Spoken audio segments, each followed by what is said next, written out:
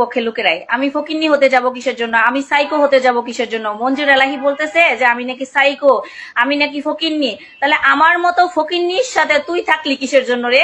তুই থাকলি কিসের জন্য? তোর ঘরের বউ বাচ্চা রেখে তুই এত বালা মানুষটা, তুই এত চরিত্রবান, তাহলে তুই আমার মতো ফকিন্নির সাথে থাকতে আসলি কিসের জন্য? তখন কি তোর ইজ্জত সম্মান যায় নাই? যখন তুই আমার সামনে ল্যাংটা হয়েছিলি, তুই যখন আজিজ বোর্ডিং এ নিয়ে তুই আমাকে মানে বিপদে ফেলছিলি, তুই আমার সাথে শারীরিক সম্পর্ক করছিলি, তখন তোর ইজ্জত যায় নাই রে মঞ্জুর এলাহি? শখ জাগবো কেন? শখ তো তুই জাগাইছস। ধর আমি ফকিন্নি হই, আমার ফকিন্নির মনে তো তুই শখ জাগাইছস মঞ্জুর এলাহি। তুই বলস কিসের জন্য যে ফকিন্নির মনে শখ জেগেছে সে একটা সাইকো? তুই তো সাইকো।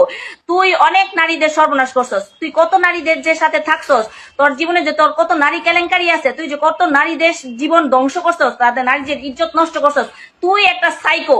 তুই কিভাবে আবার রাজনীতিতে আসস? তুই কিভাবে আবার বিএনপির নেতা হওয়ার স্বপ্ন দেখস? তুই তো একটা সাইকো। সাইকো না হইলে তুই এখন আমার ফকিন্নি বলস কিভাবে? আমি আল্লাহর মতো একটা সরকারি কর্মকর্তা, আমি ফকিন্নি হতে যাবো কিসের জন্য? আমার বংশ ফকিন্নি বংশ রে, আমার বংশ কি ফকিন্নি? তুই আমার বংশ সম্পর্কে জানছস না? আমি কোন বংশের মেয়ে? হ্যাঁ, এখন আমি ফকিন্নি হয়ে গেছি। তোর মনে শখ দেখছিল, আমার মতো বংশের মেয়ের সাথে তোর লালসার শিকার হয়েছিলাম, আমি তোর লালসার শিকার হয়েছিলাম। আমার দিকে তোর লুল পড়ছে রে মঞ্জুর।